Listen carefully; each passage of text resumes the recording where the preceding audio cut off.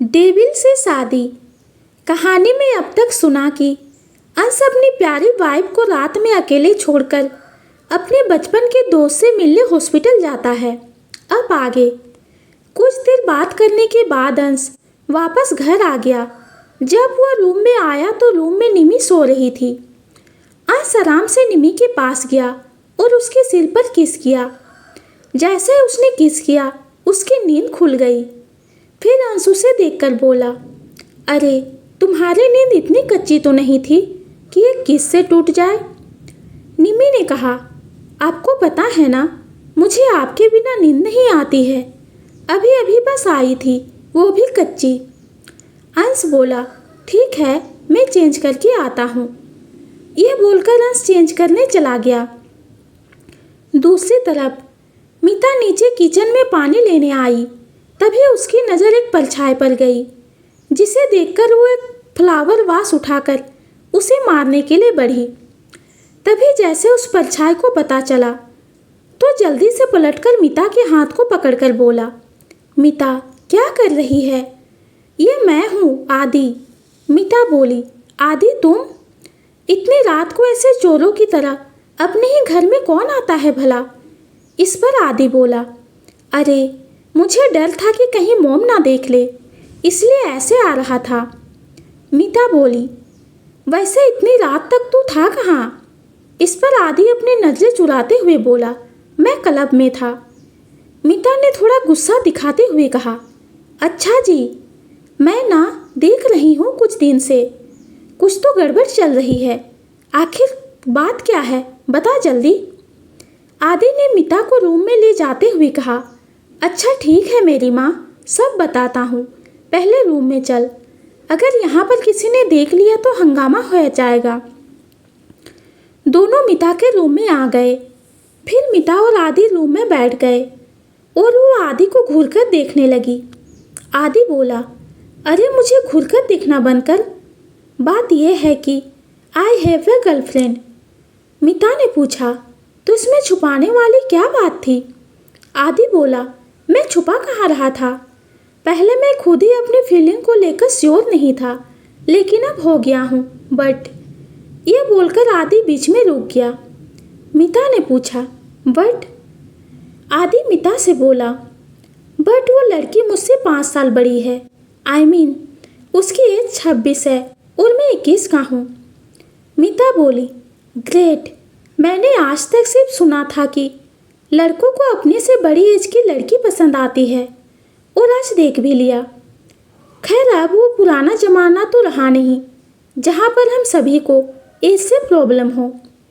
आदि मीता के बेड पर लेटते हुए बोला, अरे ये सब तो ठीक है, लेकिन वो जल्द से जल्द मुझसे शादी करना चाहती है। अभी मेरी एज ही क्या है? मीता ने चौंकते हुए कहा, व्हाट? शादी? वो भी इतनी जल्दी?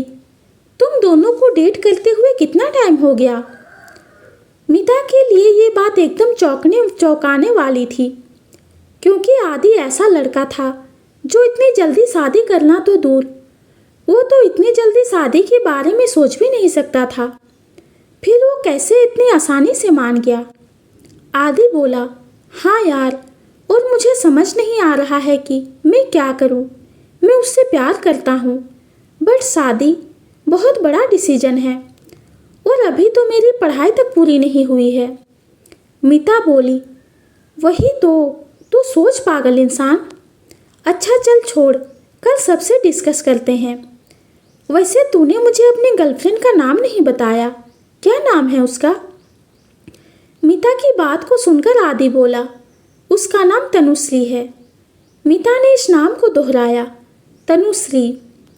आदि मीता से बातें करके वापस अपने रूम में चला गया।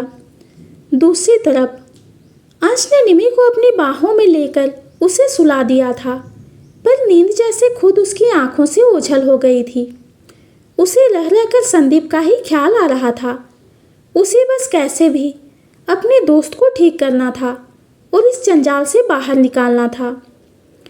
अंश ने सारी बातें सोचते हुए एक नज़र निमी को देखा, जो उसकी बाहों में बेफिक्र होकर सो रही थी, और सोते समय वो बहुत ही मासूम दिख रही थी। उसे देखकर अंश फिर स्माइल करने लगा। उसे हमेशा लगता था कि वो सच में बहुत खुशकिस्मत इंसान है जो उसके नसीब में उसका प्यार था और उसके बेहद करीब था। उसे आज तक कभी इस बात का अफसोस नहीं हुआ कि उसने निमी की मर्जी के बिना शादी की थी। अंश ऐसे ही सारी बातों को सोचते हुए नींद के आगोश में चला गया। सुबह का वक्त करीब 8 बज रहे थे, लेकिन निमी तो जैसे उठने का नाम ही नहीं ले रही थी। अंश ने बहुत कोशिश की निमी को उठाने की, लेकिन वो नहीं उठी। वो ये बोलकर बार बार सो जा रही थी कि वो रात को लेट सोई थी, इसीलिए अभी नहीं उठेगी। अंश के पास अब सिर्फ एक ही ऑप्शन बचा था। उसने निमी को अपनी गोद में उठाकर बाथटब में डाल दिया। खुद के ऊपर पानी का एहसास होते ही निमी की आंखें खुल गई और वह हड़बड़ाकर उठते हुए बोली, भागो, बाढ़ आ गई। तभी निमी के कानों में अंश की तेज आवाज़ सुनाई दी, निमी, जिससे उसे होश आ गया और वो गुस्सा करते हुए बोली, अंश, मैंने कहा था ना मुझे और सोना है, फिर भी आपने मुझे उठाकर बाथटब में गिरा दिया। आप बहुत बुरे हो। अंश बोला, हो गया तुम्हारा नाटक, अब रेडी हो जाओ, तुम्हें कॉलेज भी जाना है। अंश ये बोलकर वहाँ से चला गया। निमी रेडी होकर बाहर आई और उसने देखा तो अंश अपने ऑफिस के लिए निकल रहा था। निमी ने जल्दी से उसे पीछे से जाकर गले लगा लिया और बोली, मेरा कॉलेज जाने का मन नहीं कर रहा, क्या मैं छुट्टी कर लूँ? मान जाओ प्लीज। अंश पीछे पलटकर उसे देखते हुए बोला, अभी तुम्हें अपनी क्लासेस पर ध्यान देना चाहिए और तुम छुट्टी करने की बातें कर रही हो। निमी मासूम से शक्ल बनाकर बोली, एक ही दिन की तो बात है। पर अंश कहाँ मानने वाला था। उसने कहा, मैं खुद तुम्हें कॉलेज छोड़ने जाऊंगा। उसके बाद अंश ने निमी और मिता को कॉलेज छोड़ दिया। निमी और मिता अपने कॉलेज के कैंटीन में बैठे हुए थे। निमी आज थोड़ी गुस्से में दिख रही थी, जिसे देखकर मिता ने पूछा, क्या हुआ निमी, आज तेरा मूड ठीक नहीं लग रहा? निमी बोली, हाँ यार, आज मेरा कॉलेज आने का मन ही नहीं था, लेकिन अंश वो खुद मुझे कॉलेज छोड़ गए। खैर छोड़ो, तुमने मुझसे कहा था कि तुझे मुझे कुछ ज़रूरी बात बतानी है, वो कौन सी बात है? मिता बोली, हाँ मैं तो भूल ही गई थी।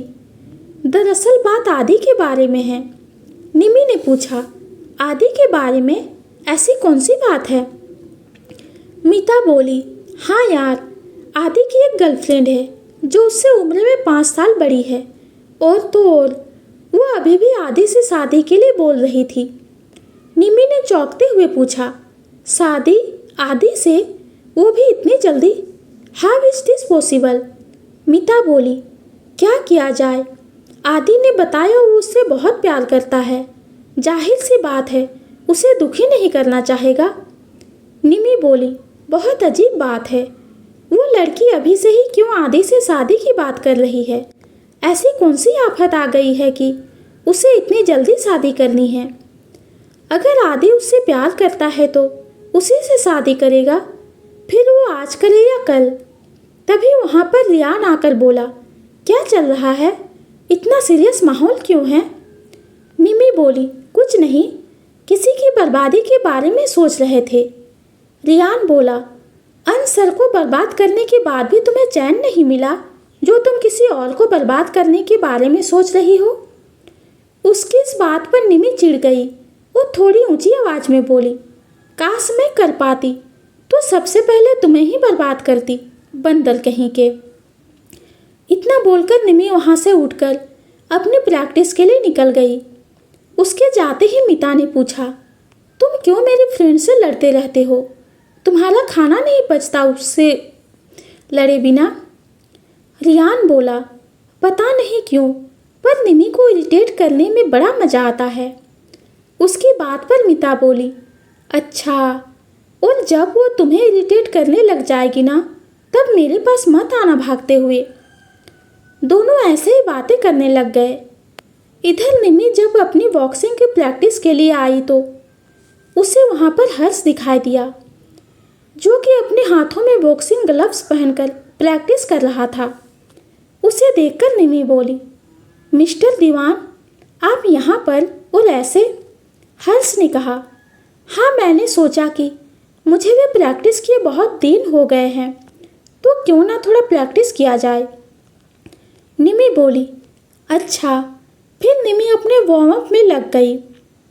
उसने हर्ष को इग्नोर कर दिया, लेकिन हर्ष लगातार निमी को देखे जा रहा था। तभी निमी का फ़ोन रिंग हुआ। निमी की नज़र फ़ोन पर गई तो उसके ऊपर अंश का नाम फ्लैश हो रहा था, जिसे देखकर निमी के चेहरे पर बड़ी सी स्माइल आ गई, जिसे हर्ष ने भी नोटिस कर लिया था। हर्ष अपने मन में बोला, ऐसे कौन सा इंसान का कॉल आया है जिसे देखकर निमी इतनी खुश हो गई है? क्या ये कॉल उसके बॉयफ्रेंड का है? ये सोचते हुए हर्ष निमी के थोड़ा पास आकर खड़ा हो गया, जिससे वो निमी की बातें सुन सके। निमी खुशी खुशी फ़ोन पर बातें करने लगी। निमी बोली, अच्छा जी, हाँ हाँ हाँ, मैंने खाना खा लिया। अच्छा, मुझे आपसे गुस्सा होना चाहिए, लेकिन मैं फिर भी नहीं हूँ। अरे नहीं नहीं, मैं आपसे भला कैसे गुस्सा हो सकती हूँ? सच्ची, आप मेरे साथ चलेंगे ना? निमी ऐसे ही अपने फ़ोन पर बातें किए जा रही थी। हर्ष को उसकी बातों से समझ आ चुका था कि सामने फ़ोन पर उसके बॉयफ्रेंड के सिवा और कोई नहीं हो सकता, और उसे देखकर लग रहा था कि दोनों की लव लाइफ एकदम अच्छी चल रही है।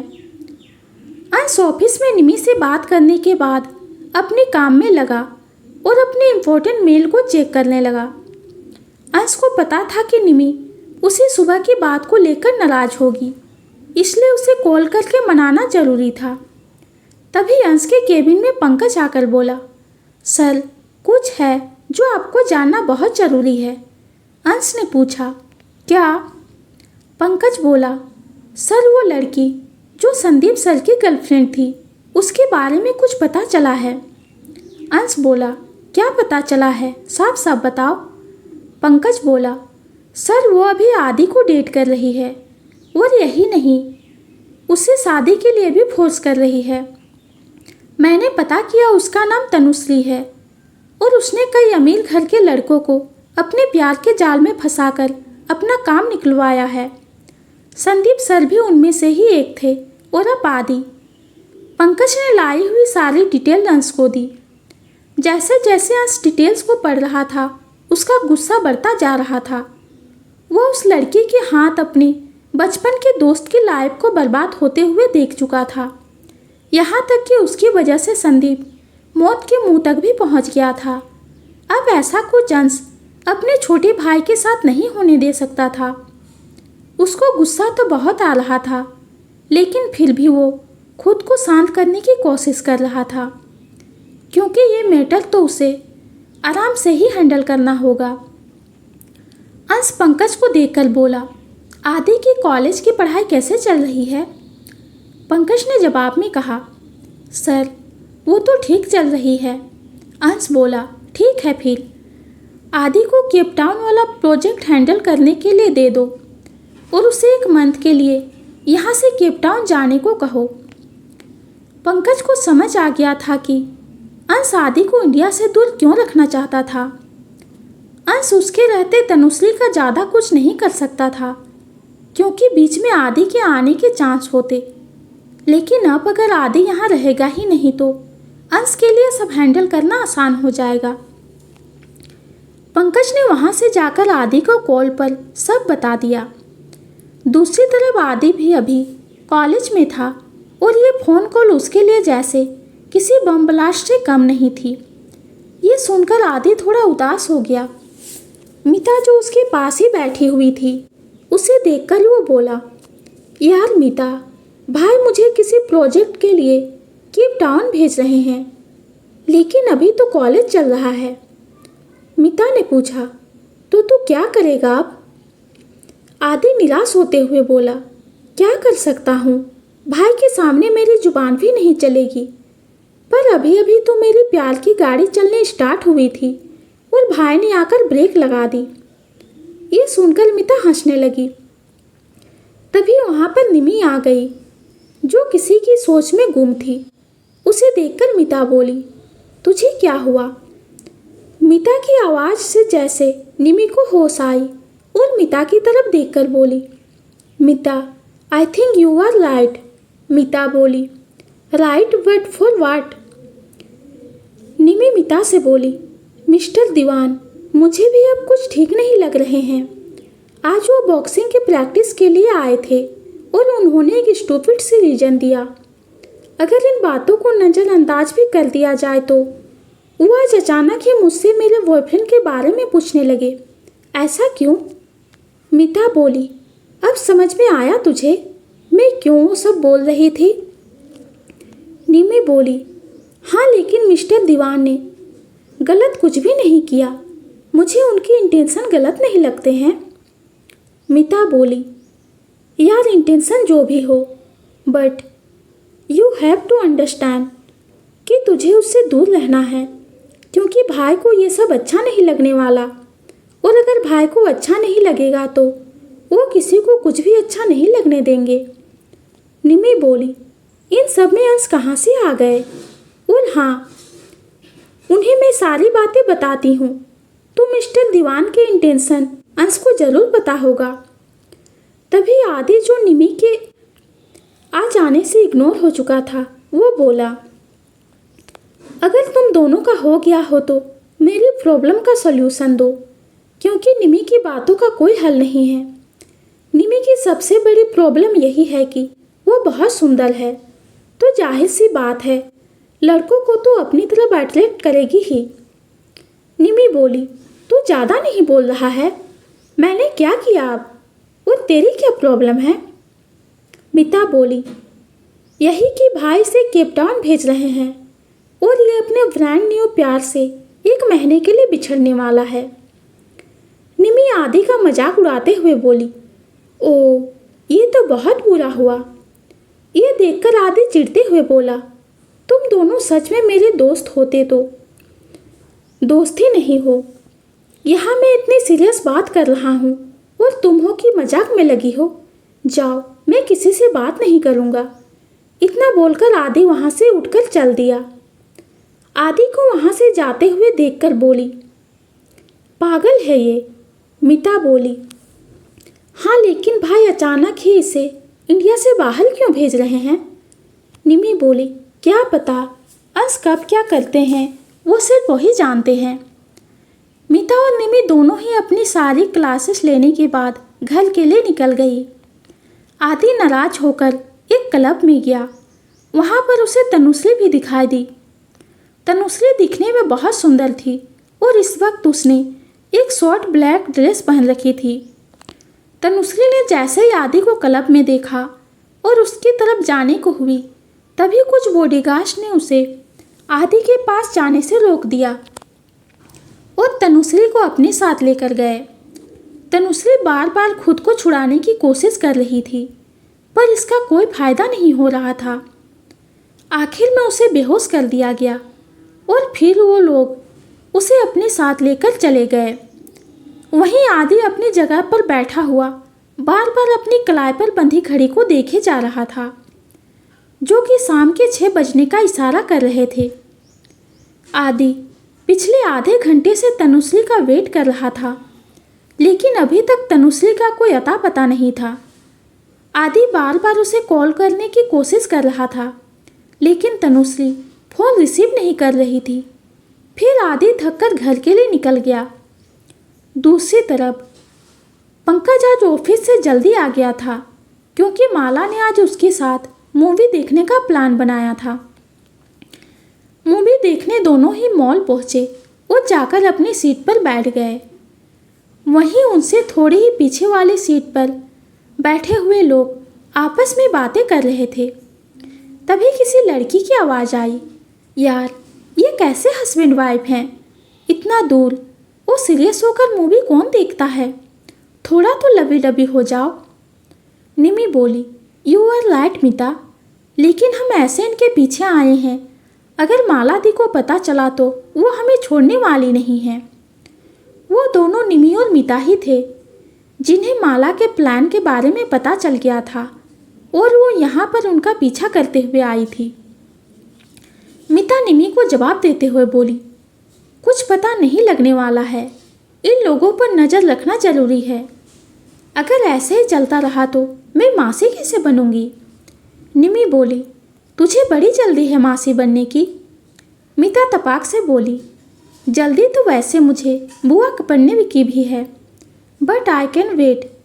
फिर मिता अपनी बात को आगे बढ़ाते हुए बोली, वैसे तो बिना बात के टेंशन ले रही है, हमें कौन पहचानेगा? हम यहाँ पर अपना हुलिया बदल कर आए हैं। असल में निमी और मिता माला के पीछे अपना हुलिया बदलकर लड़के के भेष में आई हुई थी।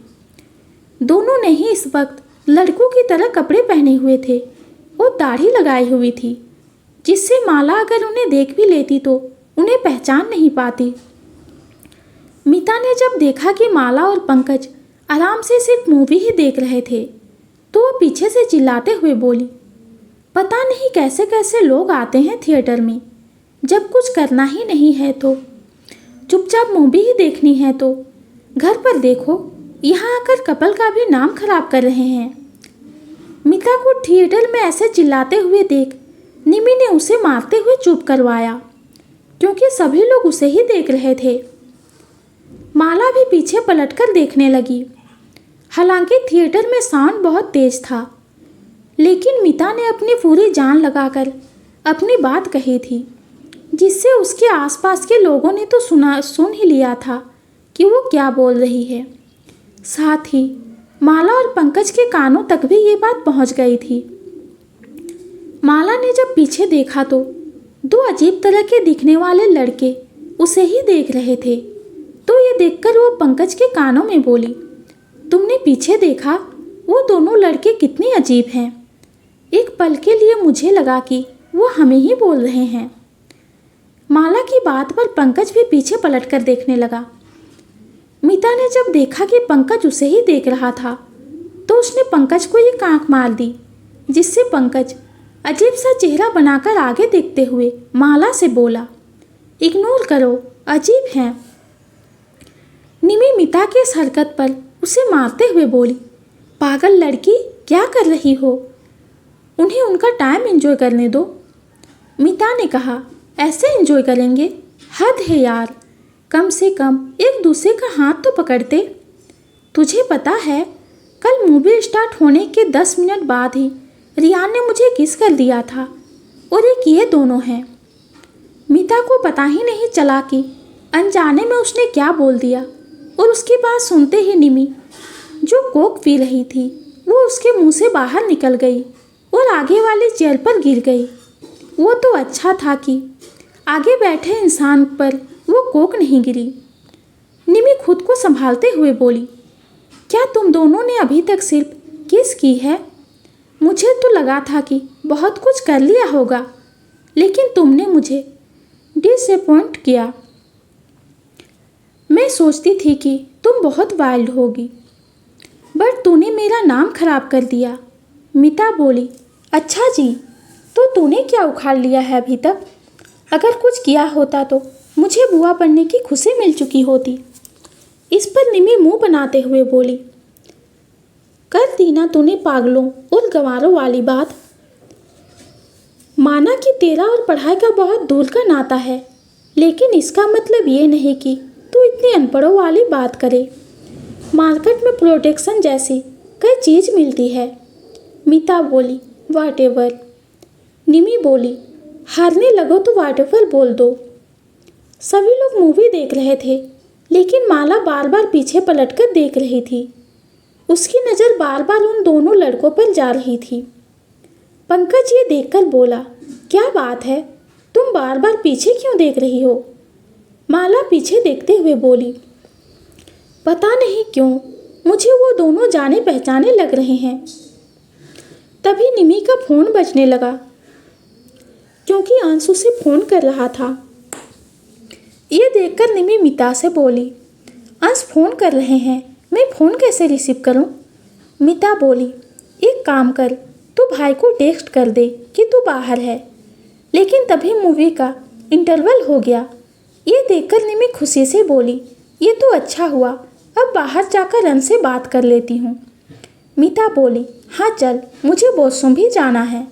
दोनों बाहर गए और वॉशरूम के बाहर खड़े हो गए क्योंकि उनके सामने एक बहुत बड़ी प्रॉब्लम थी। तो दोस्तों, आपको क्या लगता है क्या हो सकती है यह प्रॉब्लम? ये जानेंगे हम अगली वीडियो में। तो आज की वीडियो आप सबको कैसी लगी कमेंट में ज़रूर बताइए। कहानी पसंद आती है तो चैनल को लाइक और सब्सक्राइब कीजिए। कहानी सुनने के लिए आपका बहुत बहुत धन्यवाद।